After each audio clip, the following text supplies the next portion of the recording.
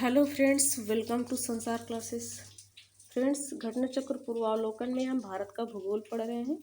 भारत के भूगोल का जो आज हम जो चैप्टर पढ़ेंगे उसका नाम है दक्षिण भारत की नदियाँ। तो दक्षिण भारत की जितनी भी नदियाँ हैं उनको हम डिटेल से पढ़ेंगे, उसके बाद क्वेश्चन आंसर लगाएंगे।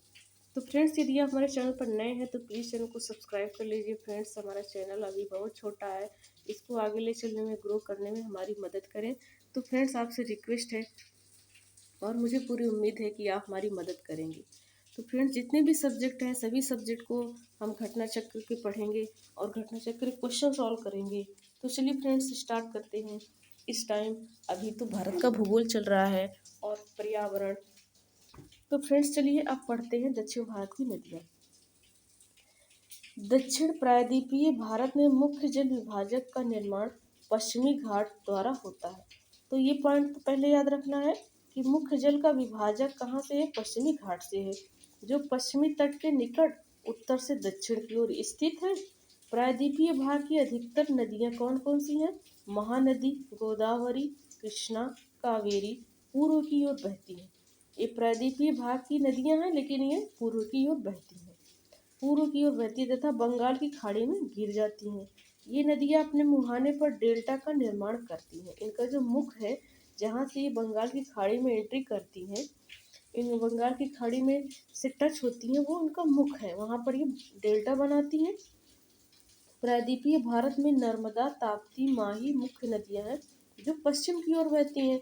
तीन नदियाँ कौन सी? नर्मदा, ताप्ती और माही नदियाँ। और ये ज्वार नदियाँ एस्चुरी का निर्माण करती हैं, डेल्टा को नहीं बनाती हैं, एस्चुरी का निर्माण करती हैं। नर्मदा नदी का उद्गम मैकाल पर्वत की अमरकंटक चोटी से हुआ है। कहाँ से हुआ है? मैकाल पर्वत जो है वहाँ पर अमरकंटक चोटी है, वहाँ से इसका उद्गम हुआ है। और ये अरब सागर में गिरने वाली प्रायद्वीपीय भारत की सबसे बड़ी नदी है। दो नदी है, नर्मदा ताप्ती।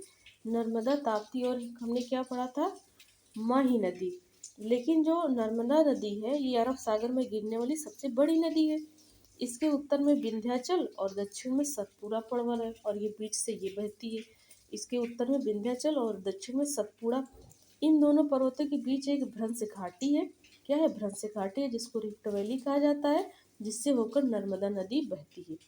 नर्मदा नदी का पश्चिम की ओर बहाव के कारण भ्रंश घाटी से होकर होना होता है। ये पश्चिम की ओर बहती है, इसलिए इसको भ्रंश घाटी से होकर प्रवाहित होना पड़ता है। नर्मदा नदी की लंबाई कितना है? 1312 किलोमीटर। एवं नदी का जल ग्रहण क्षेत्र कितना है? 98,796 वर्ग किलोमीटर। भ्रंश घाटी में प्रवाहित होने के कारण नर्मदा नदी अपने मुहाने पर ज्वारनदमुख एस्चुरी का निर्माण करती, गार्ज बनाती है। जहाँ पर ये गिरती है वो बहुत बड़ा गड्ढा हो जाता है, इसको ज्वारनदमुख या एस्चुरी कहा जाता है। जबलपुर के निकट संगमरमर शैलों में नर्मदा नदी गहरे गार्ज से बहती है, बहुत गहरे गार्ज से ये बहती है। कहाँ? जबलपुर के निकट जो संगमरमर की शैली है वहाँ से। जहाँ यह नदी तीव्र ढाल से गिरती है, तीव्र ढाल से गिरेगी तो जहाँ गिरेगी वहाँ गार्ज बनेगा, गहरा गार्ज बनेगा, वहाँ धुआंधार प्रपात का निर्माण होता है। कहने का मतलब, जब वो गिरती है इतना ढलान से नीचे की ओर, जहाँ गिरेगी वहाँ बहुत बड़ा गड्ढा बनाएगी, उसको गार्ज कहा जा रहा है। जब वहाँ गिरती है तो बहुत बड़े क्षेत्र तक पानी क्या है? फैल जाता है, जो होता नहीं जिसे कहते हैं फुहारेदार बन जाता है, तो उसको देखने पर धुआं धुआं लगता है। तो इसीलिए, और जब ऊंचाई से ढलान की ओर पानी नीचे गिरता है तो उसी को जलप्रपात कहा जाता है। तो जलप्रपात बन ही गया। अब कैसा बन गया? वो फुहारादार पानी गिर रहा है तो हमको धुआंधार दिख रहा है, तो इसलिए उस प्रपात का नाम धुआंधार जलप्रपात नाम रखा गया है। ताप्ती नदी मध्य प्रदेश के बैतूल जिले के मुल्ताई के निकट सतपुड़ा पहाड़ियों से निकलती है। कहाँ से निकलती है? मध्य प्रदेश से निकलती है, लेकिन बैतूल जिले से निकलती है। और मुल्ताई के निकट एक है सतपुड़ा की पहाड़ी। पढ़कर अभी आए हैं कि जो नर्मदा नदी है उसके उत्तर में क्या है? उसके उत्तर में विंध्याचल पर्वत है और दक्षिण में सतपुड़ा है। और सतपुड़ा से क्या निकल रही है? कौन सी नदी? ताप्ती नदी। इसकी लंबाई 724 किलोमीटर है और अपवास क्षेत्र कितना है? 65,145। 65,145। मध्य प्रदेश, महाराष्ट्र, गुजरात से प्रवाहित होती हुई यह नदी अरब सागर में ज्वारनद मुख का निर्माण करती है। ये भी नदी ज्वारनद मुख का निर्माण करती है। गोदावरी प्रायद्वीपीय भारत की सबसे लंबी नदी है। कौन सी नदी? गोदावरी सबसे लंबी नदी है दक्षिण भारत की। यह प्रायद्वीपीय भारत की। यह नदी महाराष्ट्र में नासिक के त्र्यंबकेश्वर से निकलती है और दक्षिण मध्य भारत को पार कर दक्षिण पूर्व की ओर बहती हुई बंगाल की खाड़ी में गिर जाती है। दक्षिण पूर्व की ओर बहती हुई जाएगी तो बंगाल की खाड़ी ही मिलेगी, इस उधर तो अरब सागर मिलेगा नहीं। प्रायद्वीपीय नदियों में गोदावरी का अपवाह तंत्र सबसे बड़ा है। इसका अपवाह तंत्र क्या है? सबसे बड़ा है। इसकी द्रोणी महाराष्ट्र नदी द्रोणी का 50% भाग कहाँ है? तेलंगाना, आंध्र प्रदेश, मध्य प्रदेश, ओडिशा, छत्तीसगढ़, कर्नाटक, पुडुचेरी, जो यनम है पुडुचेरी में है, में स्थित है। इसका 50% भाग इतने राज्यों में आता है। गोदावरी में अनेक सहायक नदियां भी हैं। कौन कौन सी हैं? पूर्णा, वर्धा, प्राणहिता, मंजीरा, इंद्रावती, वेनगंगा। ये सब क्या है? गोदावरी की सहायक नदी है। अगला पॉइंट है गोदावरी से रिलेटेड। गोदावरी से रिलेटेड क्या पॉइंट है कि जो गोदावरी नदी को बड़े आकार और विस्तार के कारण दक्षिण गंगा एवं वृद्ध गंगा के नाम से जाना जाता है। ये इनका आकार सबसे बड़ा है, विस्तार इनका बड़ा है। विस्तार बड़ा होने के कारण इनको क्या कहा जाता है? दक्षिण गंगा। दक्षिण की गंगा नहीं, दक्षिण गंगा कहा जाता है। दक्षिण गंगा कौन सी है? दक्षिण की गंगा कौन सी है वो भी बाद में पता चलेगा। दक्षिण गंगा या वृद्ध गंगा, जो सबसे बड़ा है, जो सबसे बड़ा उसको क्या कहते हैं? सीनियर है, वो वृद्ध है सबसे। कृष्णा नदी महाराष्ट्र के पश्चिम घाट में महाबलेश्वर से निकलकर 1400 किलोमीटर प्रवाहित होकर बंगाल की खाड़ी में गिरती है। कौन सी नदी? कृष्णा नदी। ये भी महाराष्ट्र से के पश्चिमी घाट से निकलती है। तुंगभद्रा, कोयना, मालप्रभा, पंचगंगा, दूधगंगा, घाटप्रभा, मूसी तथा भीमा इसकी क्या है? सहायक नदियां हैं। इसकी द्रोणी महाराष्ट्र, कर्नाटक, तेलंगाना तथा आंध्र प्रदेश में फैली है। कहाँ कहाँ से बहती है? महाराष्ट्र, उसके बाद एंट्री करती है कर्नाटक, तेलंगाना और आंध्र प्रदेश। कृष्णा नदी जल विवाद दो राज्यों के बीच में है। कौन सा? आंध्र प्रदेश, कर्नाटक और महाराष्ट्र के मध्य 1957 से चला आ रहा है। 3 राज्य हैं। कौन कौन से? एक आंध्र प्रदेश है और एक कर्नाटक है और एक महाराष्ट्र है। महाराष्ट्र से निकलती है, महाराष्ट्र से तो निकलती है, एंट्री कर जाती है कर्नाटक में। कर्नाटक के बाद ये आंध्र प्रदेश में एंट्री कर जाती है और इन्हीं तीनों राज्यों में इनका क्या है? विवाद चल रहा है 1957 से। इस निपटारे के लिए कई समितियों के अतिरिक्त सुप्रीम कोर्ट के सेवानिवृत्त न्यायाधीशों जैसे RS बहावत, ब्रिजेश कुमार की अध्यक्षता में कृष्णा नदी जल विवाद पर 2 भिन्न न्यायाधिकरण का गठन भी किया जा चुका है महानदी मध्य पूर्व भारत की नदी है। महानदी, अब महानदी की बात करने लगा। महानदी मध्य पूर्व भारत की नदी है ये, जो छत्तीसगढ़ में सिहावा, महाड़ी, धमतरी जिला से निकलकर पूर्व की ओर बहती है। कहाँ से निकलती है? छत्तीसगढ़ से। कौन नदी? महानदी। 851 किलोमीटर लंबी यह नदी छत्तीसगढ़ एवं उड़ीसा में प्रवाहित होती हुई पारादीप के पास पश्चिम बंगाल की खाड़ी में डेल्टा का निर्माण करती है। पारादीप के पास ये क्या करती है? बंगाल की खाड़ी में डेल्टा का निर्माण करती है। छत्तीसगढ़ से निकलती है, उड़ीसा से बहते हुए बंगाल खाड़ी में गिर जाती है। अब कावेरी नदी की बात की जाए तो ये कर्नाटक के कुर्ग जिले से ब्रह्मगिरी की पहाड़ियों से निकलकर 800 मीटर लंबाई तथा 81,155 वर्ग किलोमीटर अपवाह क्षेत्र से ये क्या होती है? प्रवाहित होती है। तो कावेरी नदी कहाँ से निकलती है? कर्नाटक के कुर्ग जिले में ब्रह्मगिरी की पहाड़ी से निकलती है। यह तिरुचिरापल्ली के निकट बंगाल की खाड़ी में मिल जाती है। कहाँ से? तिरुचिरापल्ली के निकट से कावेरी नदी मिल जाती है बंगाल की खाड़ी से। इसका अपवाह क्षेत्र कहाँ कहाँ है? केरल में है, कर्नाटक में है, तमिलनाडु में तथा संघ शासित क्षेत्र एक और है पुडुचेरी तमिलनाडु में, ये वहाँ भी बहती है। पहाड़ी से नीचे उतरने के पश्चात ये कावेरी नदी दक्कन पठार में प्रवाहित होती है।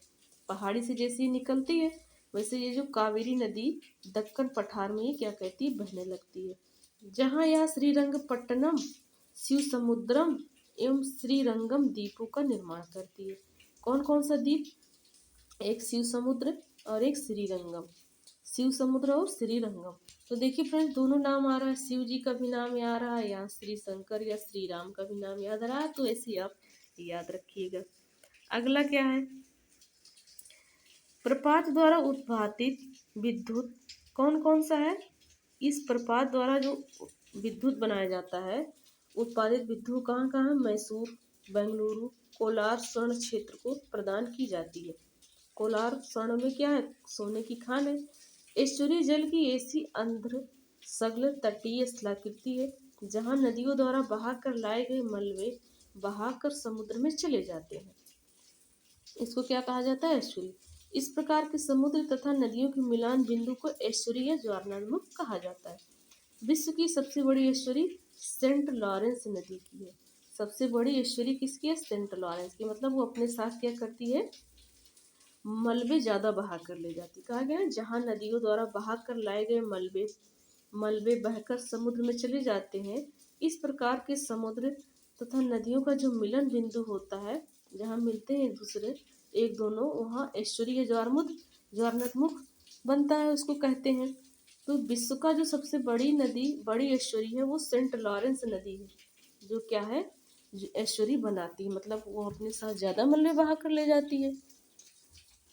तो चलिए फ्रेंड्स, अब जानते हैं, अब टाइम है, अब वक्त आ गया है किसका, कि जो हमारी नदी है वो कुछ शॉर्टकट में देख लेते हैं, वो उद्गम उनका कहाँ से होता है, उनकी लंबाई कितनी है। तो नर्मदा नदी कहाँ से बहती है, हमने पढ़ा अमरकंटक मैकाल पर्वत से बहती है। इसके उत्तर में विंध्याचल पर्वत है और दक्षिण में सतपुड़ा की पहाड़ी है और बीच से नर्मदा नदी बहती है 1312 किलोमीटर। ताप्ती नदी मुल्ताई बैतूल जिला मध्य प्रदेश के बैतूल जिले से बहती है 724 किलोमीटर, ये भी अरब सागर में गिरती है।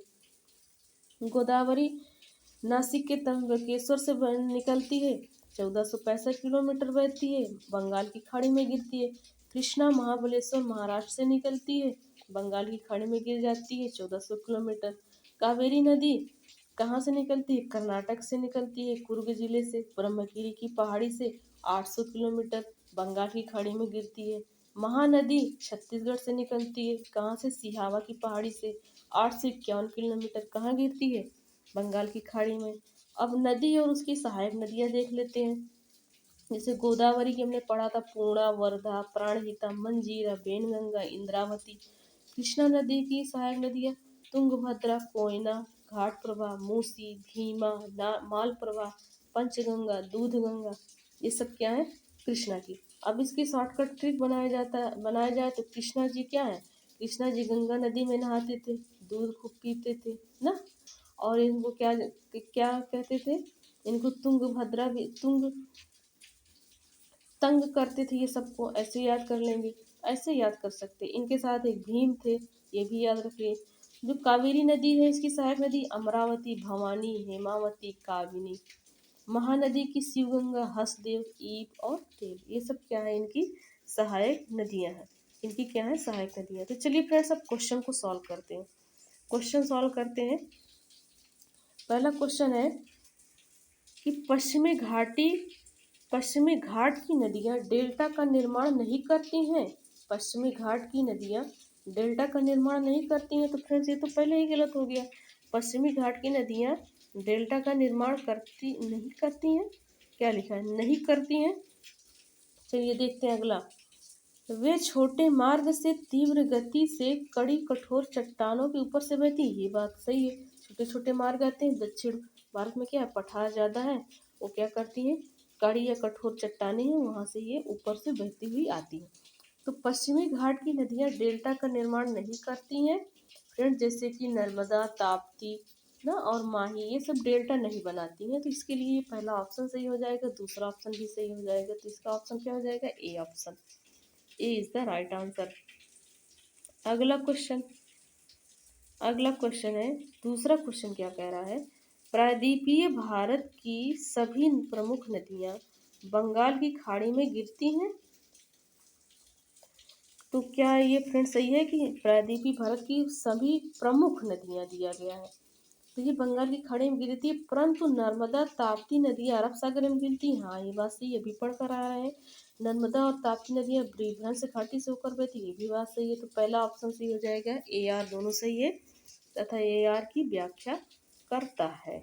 अगला क्वेश्चन है, नर्मदा नदी पश्चिम की ओर बहती है, सही बात है, जबकि अधिकांश अन्य प्रायद्वीप या बड़ी नदियाँ पूर्व की ओर बहती हैं, ऐसा क्यों? तो ऐसा इसलिए है कि फ्रेंड्स कि ऐसा इसलिए है कि यह एक रेखीय विभ्रंश रिफ्ट की घाटी में विस्तृत है। हाँ, ये बात सही है। यह विंध्य और सतपुड़ा के बीच बहती है, ये भी सही है। भूमि का ढलान मध्य भारत से पश्चिम की ओर है। भूमि का ढलान मध्य भारत से पश्चिम की ओर नहीं है, पूर्व की ओर है। तो ये पहला और दूसरा इसका राइट आंसर है, पहला और दूसरा राइट आंसर है। देखिए व्याख्या में क्या कहता है, व्याख्या में क्या कहता है, व्याख्या में यही कहा गया कि पहला और दूसरा सही है। और ये क्या कह रहा है,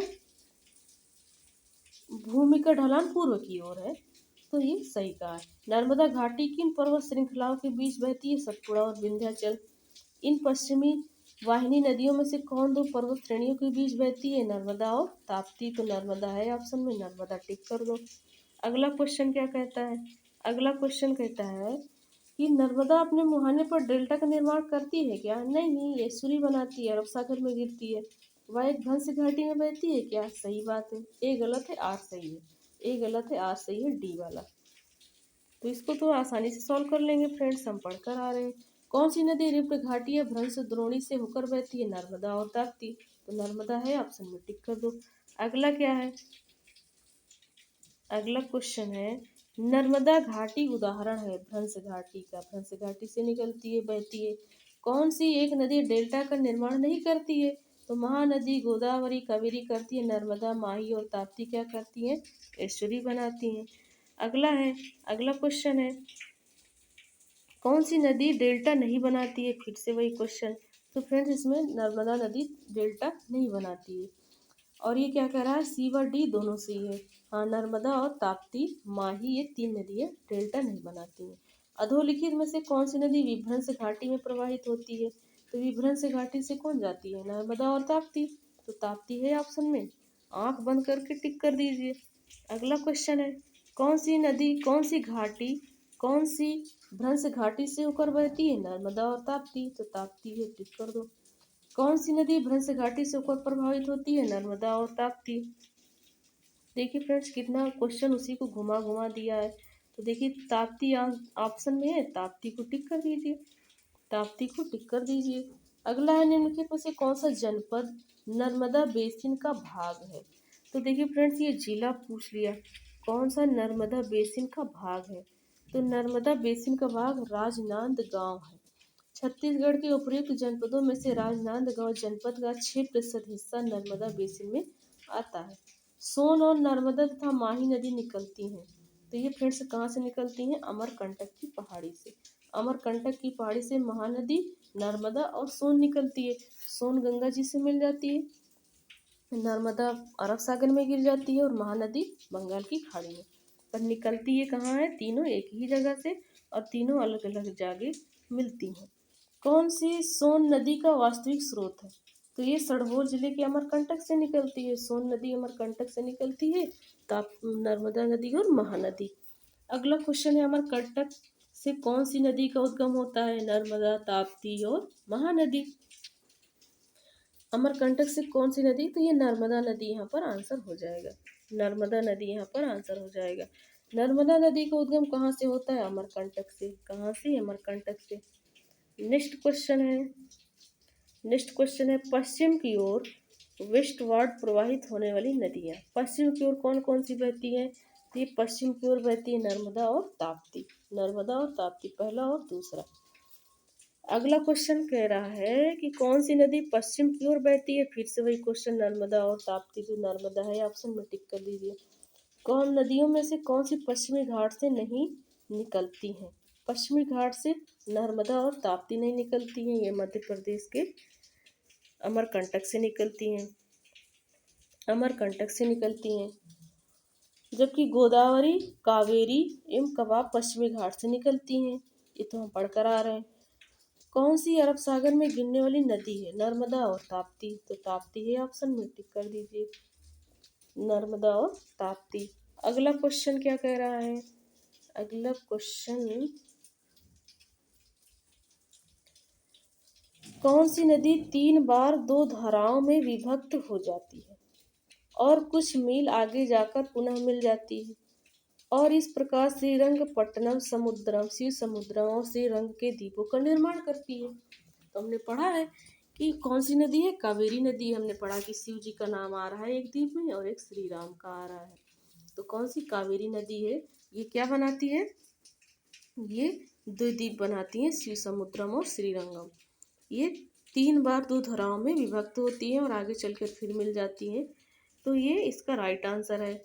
अगला क्वेश्चन है, कावेरी नदी का उद्गम है कर्नाटक के कुर्ग जिले के ब्रह्मगिरी पहाड़ी से। कावेरी नदी कौन से राज्य से होकर बहती है? तो कावेरी नदी कर्नाटक, केरल और तमिलनाडु, कर्नाटक, केरल और तमिलनाडु और एक पुडुचेरी से भी होकर जाती है। ऑप्शन में नहीं है। अगला क्वेश्चन है, नदियों में से किसको दक्षिण की गंगा कहा जाता है? तो कावेरी को। देखिए फ्रेंड्स, जो दक्षिण गंगा है वो गोदावरी, दक्षिण गंगा या वृद्ध गंगा गोदावरी, इसलिए कि उनका जल बहाव ज़्यादा, इसलिए दक्षिण गंगा कहा जाता है। दक्षिण की गंगा, दक्षिण भारत की गंगा, जैसे अपने यहाँ की भारत की मेन गंगा जी है, लेकिन दक्षिण के लोग किस नदी को गंगा जी कहते हैं? कावेरी नदी। तो याद रखिएगा, दक्षिण गंगा और दक्षिण की गंगा में अंतर याद रखिएगा। अगला क्वेश्चन है, अगला क्वेश्चन है, कृष्णा नदी जल विवाद किन राज्यों के मध्य है? तो ये कृष्णा नदी जल विवाद किन राज्यों के मध्य है? महाराष्ट्र, कर्नाटक और आंध्र प्रदेश। तो यहाँ लिखा है आंध्र प्रदेश, कर्नाटक और महाराष्ट्र। 1957 से चला आ रहा है, 1957 से ये चला आ रहा है। अगला क्वेश्चन क्या है, नदियों की लंबाई के अवरोही क्रम में गोदावरी, महानदी और नर्मदा व ताप्ती का सही क्रम बताना है। इसमें सबसे बड़ी गोदावरी है, सबसे बड़ी गोदावरी, इसलिए इसे दक्षिण गंगा कहा जाता है। तो उसके बाद क्या? नर्मदा नदी, फिर महानदी, फिर ताप्ती। तो ये इसका राइट आंसर होगा। अगला क्वेश्चन कह रहा है, लंबाई के दृष्टिकोण से इन नदियों को घटते क्रम में सबसे लंबी से आरंभ करना है। तो सबसे लंबी गोदावरी है, हमने पढ़कर आया। तो हमारा तीसरा वाला ऑप्शन क्या हो जाएगा? पहले हो जाएगा। और वैसे भी पूरा नहीं सॉल्व करेंगे तो तीसरा वाला ऑप्शन पहले सिर्फ इसी में है, तो ये आंसर हो जाएगा। गोदावरी के बाद कौन है? कृष्णा नदी है, उसके बाद महानदी, नर्मदा नदी, उसके बाद महानदी है। अगला क्वेश्चन है, नदियों में से किनको जोड़ने का कार्य किया गया है? किनको जोड़ने का कार्य किया गया है? ये देख लेते हैं, किनको जोड़ने का कार्य किया गया है? ये किया गया है गोदावरी और कृष्णा को। किसको किया गया है? गोदावरी और कृष्णा को। गोदावरी और कृष्णा, इसका बी आंसर राइट है, बी आंसर राइट है। अगला क्वेश्चन है, अगला क्वेश्चन है, प्रायद्वीपीय भारत में पूर्व दिशा में बहने वाली नदियों को उत्तर से दक्षिण क्रम में लगाना है। तो प्रायद्वीपीय भारत में सबसे जो है उत्तर में बहती है स्वर्ण रेखा, उसके बाद महानदी, फिर गोदावरी, फिर कृष्णा, पेन्नार, कावेरी और बेगई। दक्षिण भारत की नदियां प्रमुख रूप से कौन सा एक अपवाह तंत्र रखती हैं? तो वृक्ष नुमा है। ये क्या है? अपवाह तंत्र रखती हैं। ये क्या है? अपवाह तंत्र रखती हैं। कथनों में से कौन सा एक सही नहीं है? महानदी का उद्गम छत्तीसगढ़ पठार से है, सही है। गोदावरी का उद्गम महाराष्ट्र के नासिक से है, सही है। कावेरी का उद्गम आंध्र प्रदेश से नहीं, कावेरी कर्नाटक के कुर्ग जिले से निकलती है, इसलिए यही क्या है? सही नहीं है। क्या है फ्रेंड्स? ये सही नहीं है। अगला क्वेश्चन है, जो नदी शेष अन्य से भिन्न है वह है। तो कौन सी नदी है जो सभी से भिन्न है? तो देखिए, नर्मदा, रिफ्ट वैली, सिंधु कहाँ से निकलती है? तिब्बत से। महानदी, ताप्ती, तो ये सिंधु नदी इसमें अलग हो जाएगा, इसलिए कि तिब्बत से निकलती है। नर्मदा, सिंधु, ताप्ती नदी का मुहाना अरब सागर में, देखिए ये कह रहा है, जबकि महानदी बंगाल की खाड़ी में गिर जाती है। तो इससे भी ये क्वेश्चन सही है। कौन सी नदी एस्चुरी नहीं बनाती है? तो कौन सी नदी है? महानदी। महानदी क्या बनाती है? डेल्टा, बे ऑफ बंगाल में गिरती है। और महा क्या लिखा है? नर्मदा, ताप्ती, ये सारी नदियाँ क्या है? अरब सागर में गिरती हैं और एस्चुरी बनाती हैं। अगला क्वेश्चन है, भारतीय नदियों में कौन एस्चुरी बनाती है? तो नर्मदा और ताप्ती, ताप्ती इसमें आंसर है। कौन सी नदी उड़ीसा में अपना डेल्टा बनाती है? तो महानदी क्या करती है? उड़ीसा में अपना डेल्टा बनाती है। अगला क्वेश्चन है, तेल नदी निम्नलिखित नदियों में से किसकी सहायक नदी है? तो ये इनमें से ये एक में से कोई नहीं या एक से अधिक। अब देखते हैं क्या कहता है, डिटेल क्या कहता है इसका। तेल नदी महानदी की प्रमुख सहायक नदी है। यह नदी 8 किलोमीटर तक प्रवाहित होती है। यह उड़ीसा राज्य की प्रमुख नदी है। महानदी की अन्य सहायक नदियों शिवनाथ, सोंग, ये सब इनकी सहायक नदियां हैं। क्या कह रहा है, भारत की निम्नलिखित नदियों के घाटों में किनमें जल का अभाव है? जल का अभाव है तो जो साबरमती घाट है इसमें जल का अभाव है, और एक ताप्ती घाट है इसमें जल का अभाव है। तो पहला ऑप्शन इसका सही हो जाएगा। अगला क्वेश्चन है, किस एक स्थान से भारत की दो महत्वपूर्ण नदियों का उद्गम होता है, जिनमें एक उत्तर की तरफ प्रवाहित होकर बंगाल की खाड़ी में तरफ जाती है और दूसरी महत्वपूर्ण नदी अरब सागर में चली जाती है? तो वो अमरकंटक नदी से ही निकलती है, नर्मदा और ताप्ती, है ना, नर्मदा और ताप्ती, और एक क्या है, गोदावरी। तो इसका आंसर हो जाएगा अमरकंटक। गोदावरी कहाँ जाती है? बंगाल में, बंगाल की खाड़ी में, और नर्मदा अरब सागर में। अब तो ये तो याद ही हो गया फ्रेंड्स, इतनी बार क्वेश्चन ये सॉल्व किए। कथन पर विचार करना है, चलिए विचार करते हैं। केरल में पूर्व की ओर प्रवाहित होने वाली नदियां नहीं है। मध्य प्रदेश में पश्चिम की ओर प्रवाहित होने वाली नदियां, ऐसा नहीं है फ्रेंड्स, पश्चिम की ओर बहती नहीं है नर्मदा। तो ना तो एक और ना ही दो, एक भी सही नहीं है, सही की बात कह रहा है।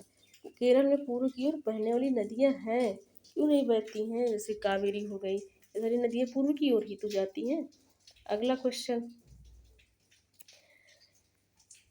कह रहा है कि किसका सर्वाधिक बड़ा जल ग्रहण है? जल ग्रहण ज़्यादा होने के बाद दूरी ज़्यादा तय करने के कारण ही गोदावरी को दक्षिण गंगा कहा जाता है। तो गोदावरी राइट आंसर। भारत का दूसरा बड़ा नदी बेसिन गोदावरी बेसिन। सबसे बड़ी नदी कौन सी? गंगा नदी, उसके बाद गोदावरी। प्रायद्वीपीय भारत में सबसे लंबी नदी, तो प्रायद्वीपीय भारत में अभी पढ़ करा रहे कौन? गोदावरी। इसकी लंबाई कितना है? 1465। प्रायद्वीपीय भारत की नदियों में से कौन सी सबसे लंबी नदी है? गोदावरी। भारत की सबसे लंबी प्रायद्वीपीय नदी गोदावरी। अगला क्वेश्चन है, नदियों पर विचार करना है कि गोदावरी की सहायक नदी कौन सी है? तो गोदावरी की सहायक नदी है इंद्रावती और प्राणहिता। तो इसका राइट आंसर हो जाएगा 2 और 3। अगला क्वेश्चन क्या कह रहा है, किस नदी की घाटी गहरी खंड भूमि के लिए विख्यात है? तो गहरी खंड भूमि चंबल नदी का है, इसके लिए विख्यात है। चंबल नदी मध्य प्रदेश में मालवा पठार में महू के निकट, महू जो जिला है मध्य प्रदेश का, वहां से निकलती है, उत्तरमुखी होकर, मतलब उत्तर की ओर बहती है, और एक महाखंड से बहती हुई है राजस्थान के कोटा जिले में पहुंच जाती है, जहां इस पर गांधी सागर बांध वहीं पर बना दिया गया है राजस्थान में। चंबल अपनी उत्खात भूमि वाली भू आकृति के लिए प्रसिद्ध है, जिसे चंबल खंड कहा जाता है। तो फ्रेंड्स ये थे दक्षिण भारत की नदियाँ। तो चलिए फ्रेंड्स मिलते हैं नेक्स्ट वीडियो में। Thanks for watching.